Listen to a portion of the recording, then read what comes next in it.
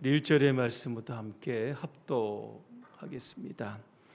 여호와께서 시온의 포로를 돌려보내실 때에 우리는 꿈꾸는 것 같았도다. 그때 우리 입에는 웃음이 가득하고 우리 혀에는 찬양이 찼었도다. 그때 문나라 가운데에서 말하기를 여호와께서 그들을 위하여 큰 일을 행하셨다 하였도다. 여호와께서 우리를 위하여 큰 일을 행하셨으니 우리는 기쁘도다. 여호와여 우리의 포로를 남방 시내들 같이 돌려보내소서. 눈물을 흘리며 씨를 뿌리는 자는 기쁨으로 거두리로다. 울며 씨를 뿌리러 나가는 자는 반드시 기쁨으로 그 곡식단을 가지고 돌아오리로다. 아멘. 자유와 해방을 주시는 하나님이라고 하는 주제로 말씀드리겠습니다. 우리도 대한독립 만세를 외쳐야 될 것 같습니다. 태극기를 들고 이 감격과 기쁨을 한번 소리쳐야 될 것 같습니다. 오늘 영상에 나오는 백범 김구 선생은 그가 쓴 백범일지에서 자신의 소원을 이렇게 이야기합니다. 내 소원이 무엇이냐 하나님께서 물어보시면 나는 서슴지 않고 내 소원은 대한 독립입니다라고 대답할 겁니다. 그 다음 소원이 무엇이냐 그렇게 물어보시면 우리나라의 독립입니다. 그 다음에 소원이 무엇이냐고 또 물어보신다고 하면 우리나라의 완전한 자주 독립입니다. 이렇게 말할 것입니다. 이런 글이 백범일지에 써져 있습니다. 그는 말합니다. 나 김구의 소원은 이거 하나밖에 없습니다. 내 과거의 70평생을 이 소원을 위해 살아왔고 현재도 이 소원을 위해 살고 있고 미래에도 나는 이 소원을 달하려고 살 겁니다. 이런 이야기를 합니다. 지금의 광복이 우연이 아닐 겁니다. 하나님께서 이 위대한 일을 행하셨지만 이 광복에는 이 땅의 광복과 독립을 위해서 임시정부 요원도 있었고 또 독립군도 있었고 의사, 열사, 지사, 투사 등으로 불리는 수많은 분들의 희생과 헌신이 있었던 것을 우리는 기억해야 할 겁니다. 그 중에 우리가 안중근 의사의 어머니의 편지가 있어서 잠깐 소개해 드리려고 합니다. 안중근 의사는 만주 하얼빈에서 이 또 히로부미를 사살하게 됩니다. 체포하게 되었고 1910년에 사형이 언도되게 됩니다. 하지만 안중근은 항소를 포기하게 됩니다. 사형 언도 소식을 들었던 안중근 의사의 어머니는 옥중으로 편지를 쓰게 됩니다. 이 편지의 내용을 제가 잠깐 한번 읽어드리려고 합니다. 내가 만약 늙은 어미보다 먼저 죽는 것을 불효로 생각한다면 이 어미는 웃음거리가 될 것이다. 너의 죽음은 너 한 사람의 것이 아니라 조선인 전체의 공분을 짊어지고 있는 것이다. 만약 내가 항소를 한다면 그것은 일제에게 목숨을 구걸하는 짓이다. 내가 이 나라를 위해 이에 이른즉 딴 마음 먹지 말고 죽어라. 옳은 일을 하고 받은 형이니 비겁하게 삶을 구하지 말고 대의를 위해 죽는 것이 어미에 대한 효도이다. 아마도 이 편지가 이 어미가 너에게 쓰는 마지막 편지가 될 것이다. 여기에 너의 수의를 지어 보내니 이 옷을 입고 가거라. 어미는 현세에서 너와 재회하기를 기대치 않으니 다음 세상에는 반드시 선량한 천부의 아들이 되어 이 세상에 나오너라. 여러분 그랬습니다. 안중근 의사도 훌륭하지만 안 의사의 어머니는 더 훌륭한 것 같습니다.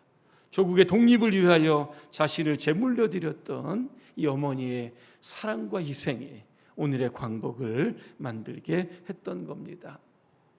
이런 희생의 결과로 이 땅에 자유 대한민국이 여러분 있게 되었습니다. 이 위대한 역사적 유산을 우리는 잊지 않고 기억해야 하는 겁니다. 올해 광복절이 79주년이 됩니다. 그래서 오늘 해방기념주일로 우리가 지키고 있습니다. 지금으로부터 79년 전입니다. 1945년 8월 15일 하나님께서 이 땅에 광복의 기쁨과 자유와 해방을 여러분 주셨습니다. 일본의 히로히토 천황이 연합군에게 무조건 항복을 선언함으로 말미암아 이 땅에 해방이 주어지게 된 겁니다. 일제강점기에 우리나라는 자유를 빼앗겼습니다. 이 자유가 얼마나 중요한지를 말을 빼앗기고 글을 빼앗기고 이름을 빼앗깁니다. 공출이라는 명목으로 식량을 다 빼앗아 가기도 하고 심지어는 숟가락, 밥가락까지 다 빼앗아 갑니다. 청년들은 이 침략 전쟁의 총알바지로 다 나가 죽게 됩니다. 나이 드신 분들은 이 북해도 탄광으로 끌려가서 석탄을 캐다가 죽게 여러분 되는 겁니다. 신사 참배를 강요합니다. 이에 반대한 크리스천들 결국 갖은 고문을 통해 옥에 갇히기도 하고 죽게 되었던 겁니다. 일제 36년간에 이 우리나라에서 수많은 사람들이 일제의 만행에 의해서 수많은 고통을 당했던 겁니다. 인명과 재산 피해는 이루 말할 수 없는 겁니다. 저도 그렇지만 일제 강점기를 경험하지 못한 분들은 그때의 치욕을 아마 생각할 수 없을 겁니다. 하지만 우리는 잊지 말아야 하는 겁니다. 이스라엘 예루살렘 언덕에 가면 예드 바셈이라고 하는 박물관이 있습니다. 이 홀로코스트 박물관입니다. 홀로코스트라고 하는 것은 유대인 대학살이라고 하는 여러분 뜻입니다. 이스라엘은 2차 전쟁에 참여하지 않았지만 결국 600만이라고 하는 유대인들의 희생자를 여러분 냈답니다. 이 야드 바셈은 기억, 기념이라고 하는 성경에서 이 단어를 가지고 왔습니다. 이사야서 56장 5절입니다. 그들의 이름이 나의 성전과 나의 성벽 안에서 영원히 기억되도록 하겠다. 아들, 딸을 두어서 이름을 남기는 것보다 더 낫게 하여 주겠다. 그들의 이름이 잊혀지지 않도록 영원한 명성을 그들에게 주겠다 그랬습니다. 야들은 기념하다, 기억하다, 셈은 이름입니다. 유대인 대학살로 희생된 이들의 이름을 이 박물관에 여러분 기록해 놨는데 220만 페이지나 되는 희생자들의 이름을 거기에 대한 증명서가 다 여러분 붙여 있다고 합니다. 왜 유대인들은 이런 야드베삼이라고 하는 박물관을 세웠을까라고 하는 겁니다. 복수 때문에 그런 겁니까? 여러분 그렇지 않습니다. 그들을 용서는 하지만 다시는 이 비극적인 일이 일어나지 않도록 잊지 말자라고 하는 뜻에서 박물관을 세웠다고 하는 겁니다. 우리나라는 여러분 어떻습니까? 일본의 만행으로 인해서 수많은 고통과 참상들이 있었지만 이제는 다 잊혀진 과거의 일이 되었던 겁니다. 징용으로 끌려가 죽었던 사람들의 생사와 이름 여전히 우리는 알지 여러분 못하는 겁니다. 8.15 광복절은 우리 민족사에서 결코 잊을 수 없는 일입니다. 앞으로 또 잊어서는 안 될 우리 민족사 영원히 기념되어야 할 날로 우리가 기억해야 할 겁니다. 이스라엘 나라를 이렇게 보면 우리나라와 비슷한 점이 많습니다. 수많은 외침을 받게 되었고 수많은 전쟁이 여러분 있었다는 겁니다. 이스라엘 백성들은 두 번의 해방과 자유를 얻었던 사건이 있습니다. 한 번은 여러분 잘 아시는 출애굽의 사건입니다. 애굽의 총리로 했던 요셉이 가나안 땅에 있었던 아버지의 그 70명의 가족들을 애굽으로 초청해서 고센 땅에 살게 합니다. 이스라엘 민족들이 번성하게 됩니다. 이에 위협을 느꼈던 애굽 왕이 결국은 이스라엘을 노예로 삼아 학대하기를 시작을 했던 겁니다. 이스라엘 백성들은 그 고통과 한숨 속에 하나님께 부르짖게 됩니다. 그로 인해서 하나님께서 모세를 통해서 출애굽이라고 하는 해방과 기쁨을 주셨던 겁니다. 또 하나의 사건은 남유다가 바벨론으로 포로로 끌려가게 되었던 겁니다. 장작 70년이라고 하는 세월을 남의 땅에서 여러분 살게 되었던 겁니다. 얼마나 여러분 힘들고 어려웠겠습니까? 그런데 하나님께서 은혜를 베풀어 주셨습니다. 오늘 보니까 하나님께서 큰 일을 행하셨다, 대사를 행하셨다 말씀하게 합니다. 그래서 바벨론에서 70년 포로 생활하고 있었던 남유다 백성들을 이스라엘 땅으로 돌아오게 하는 겁니다. 오늘 본문의 말씀이 이 배경을 중심으로 하고 있었던 겁니다. 여러분, 이스라엘 백성들은 원래는 하나의 민족이었는데 남북으로 이렇게 분단이 됩니다. 솔로몬 이후에 북이스라엘과 남유다가 여러분 되는 겁니다. 그런데 이스라엘 전체 역사를 보면 하나님을 대항하고 대적하는 우상 숭배의 역사였다라고 하는 겁니다. 그래서 북이스라엘은 BC 722년에 아수르에 의해서 여러분 망하게 됩니다. 오늘 남유다도 여러분 마찬가지입니다. BC 568년에 결국 바벨론에 의해서 여러분 멸망하게 여러분 되었던 겁니다. 70년 동안 여러분 포로 생활한다고 여러분 생각해 보시기를 바랍니다. 아마 희망이 다 사라졌을 겁니다. 언제 예루살렘으로 돌아갈까 이런 의지조차도 다 여러분 희미해져가는 여러분 그때인 겁니다. 그때의 서러움과 그때의 절망을 시편 137편은 이렇게 표현하고 있습니다. 우리는 바벨론 강가에서 시온을 기억하며 울었습니다. 시온은 예루살렘입니다. 우리가 수금을 버드나무 가지에 걸었으니 우리를 사로잡은 자들이 우리에게 노래를 청하고 우리를 괴롭히는 자들이 즐거운 노래를 하기를 요구했다 그랬습니다. 얼마나 삶이 힘들고 여러분 고달픕니까? 고향을 떠나와서 이 타향에서 살아가는 절망과 슬픔 가운데 있는데 즐거운 노래를 막 부르라고 하는 겁니다. 얼마나 힘들었을지 그들의 심정을 우리가 이해하게 됩니다. 하나님께서 그들의 아픔과 슬픔과 고난을 하나님께서 들으셨습니다. 그래서 하나님께서 그들의 절망을 희망으로 바꾸어 주시는 겁니다.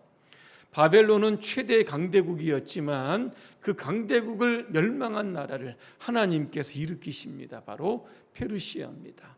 페르시아가 바벨론을 멸망하고 페르시아의 초대 왕이었던 고레스가 이제 바벨론의 포로 잡혀 있었던 남유다 백성들을 고향으로 보내게 여러분 되었던 겁니다.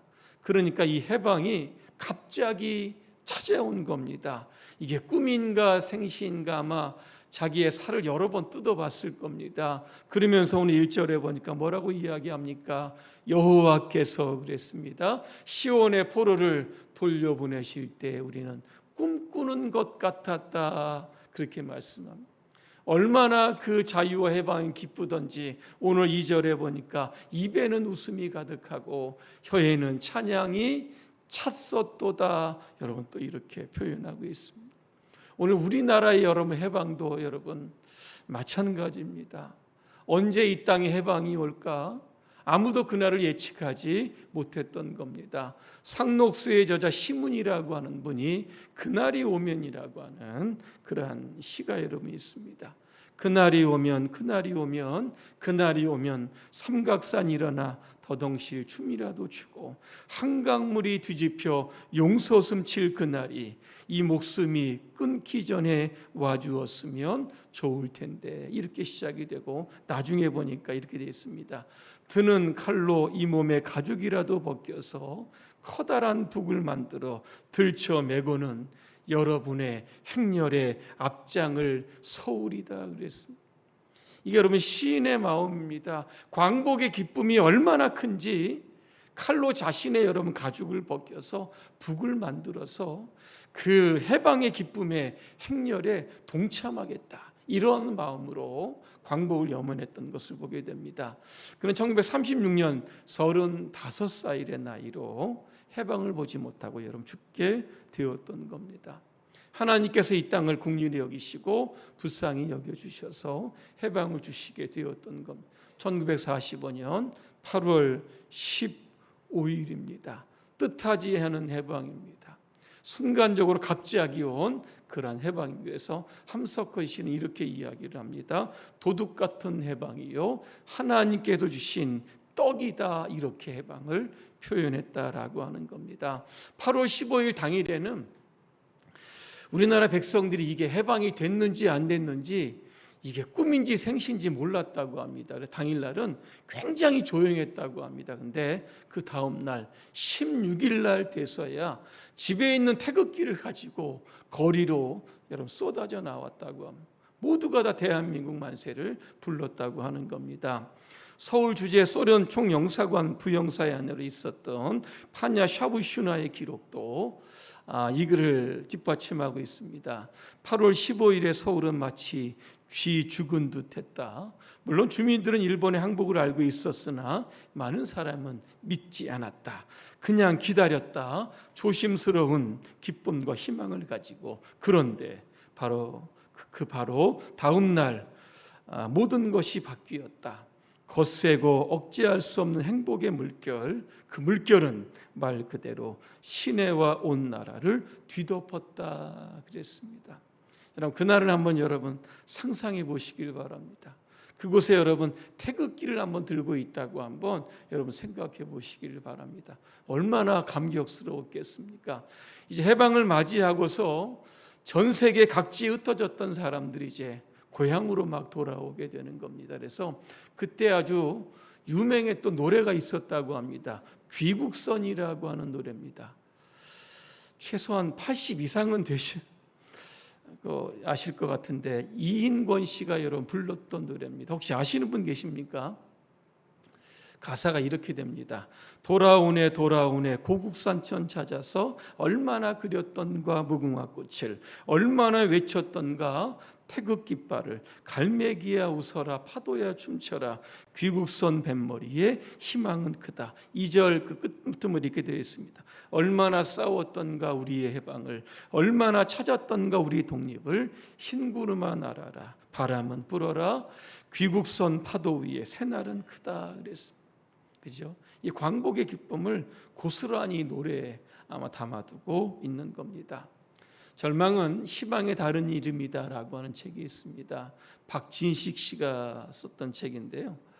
이 사람은 이제 어렸을 때 태어날 때 우량아로 태어났다고 합니다. 그런데 7살 때부터 희귀병을 앓게 됩니다. 20살 때까지 일어나지도 못합니다. 나는 이제 죽는구나. 절망에 빠져 있었다고 합니다. 그런데 어느 날 그는 생각을 합니다. 이렇게 아무런 흔적도 없이 죽기에는 너무나 좀 억울하다는 생각이 들게 됩니다.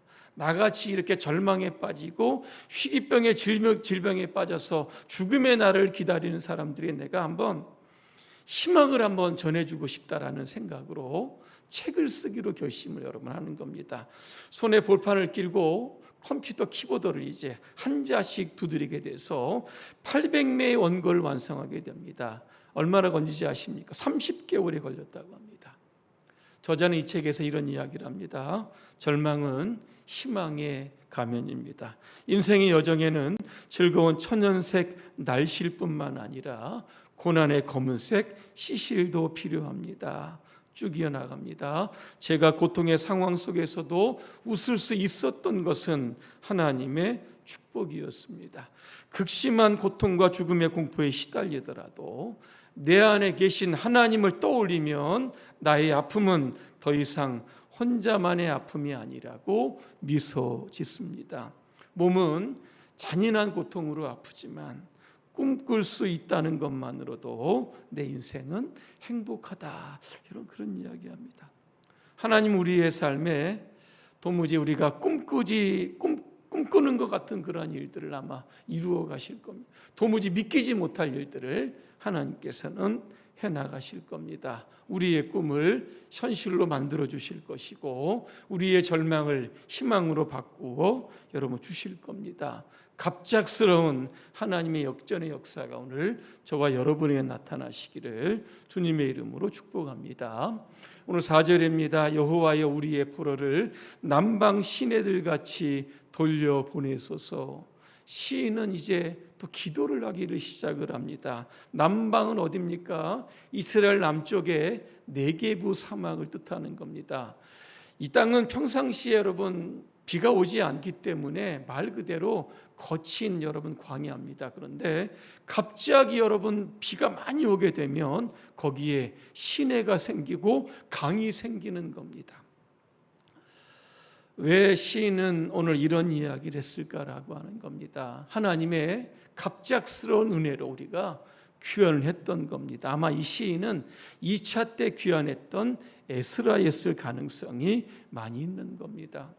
하나님의 갑작스러운 해방을 주심으로 우리가 이제 고향 땅으로 귀환을 했는데 아직도 바벨론에 남아있는 우리의 백성들이 있습니다. 그들도 갑작스러운 메마른 땅에 비가 내려서 시내가 되고 강이 되는 것처럼 그런 갑작스러운 특별한 하나님의 은혜가 있게 해달라고 그는 기도하고 있다는 겁니다. 근데 그 기도가 응답이 되는 겁니다. 아닥사스다 왕입니다. 누가 연결됩니까? 느헤미야입니다. 제3차 귀환이 이루어지게 됩니다. 예루살렘으로 와서 무너진 성벽을 52일 만에 재건하게 되었던 겁니다. 그러면서 시인은 또다시 기도를 하는데 오늘 5절입니다. 눈물을 뿌리며 씨를 뿌리는 자는 기쁨으로 거둔다 그랬습니다. 우리가 씨를 뿌릴 때 여러분 농부가 행복하지 않습니까? 왜? 30배, 60배, 100배의 결실을 기대하고 뿌리기 때문에 그렇습니다. 그런데 오늘 본문에 보니까 씨를 뿌리는데 눈물을 흘린다 그랬습니다.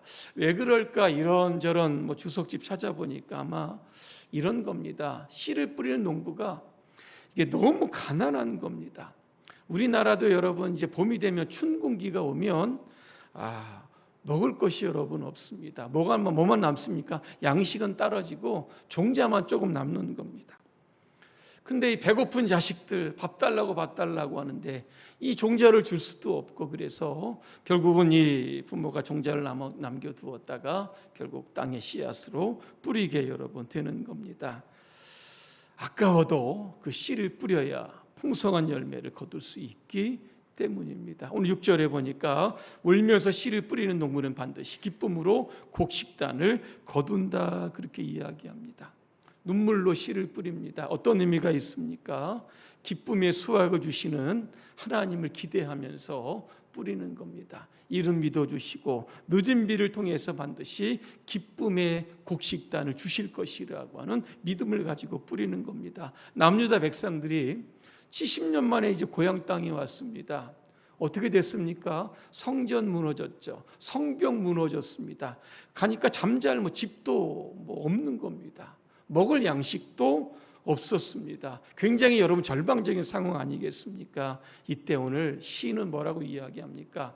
울며 씨를 뿌리겠다는 겁니다. 이 농부의 마음을 가지고 성전도 재건하고 성벽도 재건해서 예전에 하나님께서 주신 그 영광, 하나님의 축복을 회복하겠다라고 하는 시인의 의지가 여러분 담겨져 있는 겁니다. 저는 울면서 씨를 뿌린다. 이게 오늘 우리에게 어떤 의미가 있을까? 울며 기도하자라고 하는 그런 말씀으로 여러분 적용해 봅니다. 우리는 여러분 기도해야 됩니다. 먼저 회개의 기도가 있어야 하는 겁니다. 언제 우리가 여러분 회개의 눈물이 있습니까? 하나님 앞에 설 때입니다. 나는 지독한 죄인이라고 하는 발견하는 순간 우리는 하나님 앞에 울을 수밖에 없습니다. 스펄전 목사님 이런 이야기를 합니다. 마른 눈으로는 천국에 들어갈 수 없다. 여러분 그렇게 이야기를 합니다.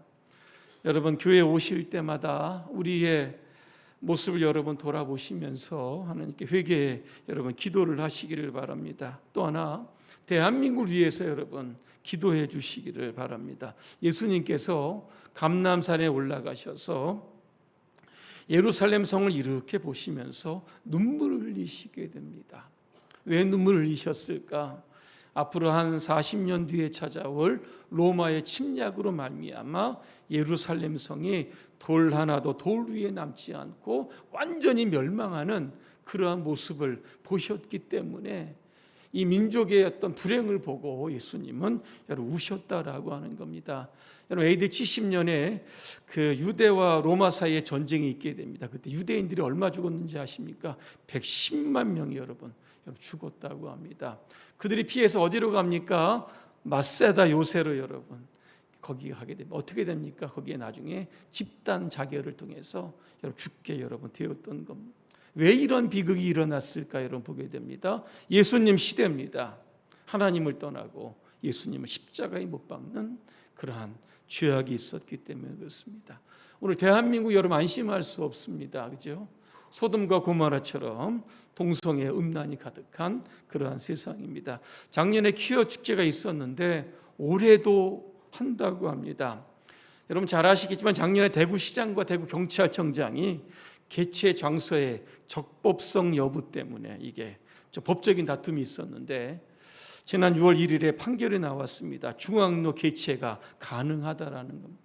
올해도 여러분 퀴어 축제가 여러분 있을 겁니다. 뿐만 아니라 성경을 벗어난 법들이 계속적으로 여러분 제정되려고 노력하는 그런 사람들이 있는 겁니다. 이런 대한민국 여러 모습을 보시면서 여러분 기도해 주시길 바랍니다. 마지막 세 번째는 남북 통일을 위해서 기도해야 여러분 할 겁니다. 남북이 하나가 돼야 좀 힘 있는 민족이 되지 않겠습니까? 그래서 주변 강대국과 좀 어깨를 좀 당당하게 좀 들이댈 수 있는 그런 강대한 민족이 될 수 있도록 이 땅의 통일을 위해서 여러분 기도해 주시길 바랍니다. 오늘 해방 주일입니다. 오늘 바벨론 포로에서 해방시켜 주신 하나님 큰 일을 행하셨다 그랬습니다. 오늘 우리의 광복도 하나님이 하시렵니다. 그 은혜에 여러분들 감사하시고 눈물과 기도로서 우리에게 주신 그런 자유 해방을 여러분 잘 지켜가시기를 주님의 이름으로 축복합니다. 기도하겠습니다. 은혜로우신 하나님, 오늘은 광복절 79주년입니다. 우리가 자력으로 일본에서 해방될 수 없기에 하나님은 열방을 사용하셔서 이 땅에 광복을 주신 줄로 믿습니다. 하나님께 주신 자유 잘 지켜가게 하여 주시옵소서.